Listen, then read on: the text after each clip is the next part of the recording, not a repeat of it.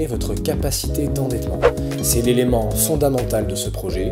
Allez voir votre banque et ou un courtier afin de savoir exactement combien vous pourrez emprunter chaque mois. Deux objectifs principaux, connaître la mensualité optimale à votre mode de vie en enlevant les activités potentielles, les loisirs, un budget voyage et que cela soit parfaitement adapté à vous.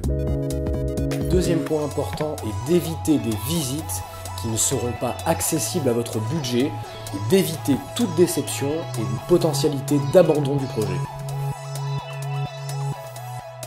C'est l'étape la plus variable en temps car il s'agit de déterminer le lieu dans lequel nous voulons vivre. Je conseille de sélectionner un nombre d'endroits de 1 à 4 maximum afin d'éviter de se perdre et de passer trop de temps dans cette étape. Chacun des lieux sera donc une zone de prospection dans lequel vous devrez consacrer environ 15 jours. Ces 15 jours vous serviront à visiter 4 à 5 biens dans la tranche de prix correspondante déterminée dans la partie 1. C'est un travail capital, vous êtes en train de devenir en quelque sorte votre propre agent immobilier ou alors vous pouvez également confier cette mission à un professionnel de l'immobilier en qui vous avez confiance. Cette étape constitue donc l'apprentissage du marché.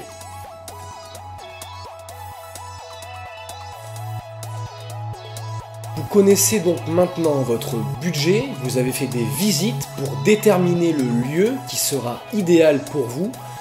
Vous allez maintenant devoir mettre tout cela en relation avec vos critères.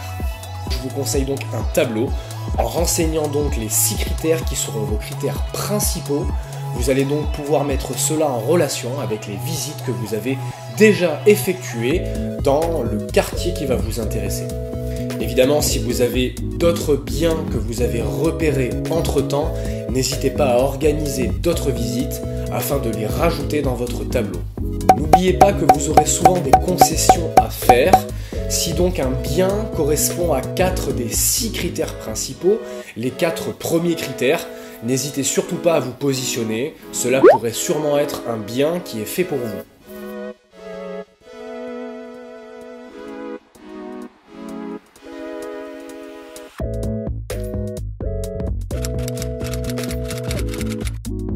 C'est impossible évidemment de vous répondre, chaque marché a ses propres tendances, d'un immeuble à l'autre, d'une rue à la rue voisine, tout peut différer. Effectivement, votre travail de l'étape numéro 2 sur la connaissance du marché vous sera d'une très grande utilité. Rappelez chacun des vendeurs, des agents immobiliers, même des biens qui ne vous ont pas intéressé, afin de connaître potentiellement le prix auquel il aurait pu se vendre ou si une proposition d'achat aurait pu être émise.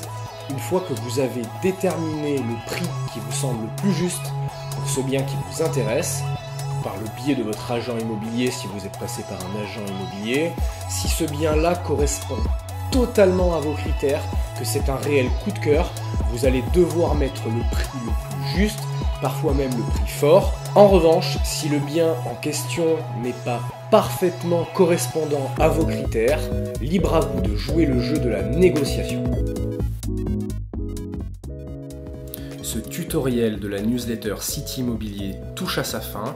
Merci à vous de l'avoir suivi. Si évidemment vous avez d'autres questions, n'hésitez surtout pas à me contacter sur mon adresse mail directement ou sur ma chaîne Facebook, juste ici.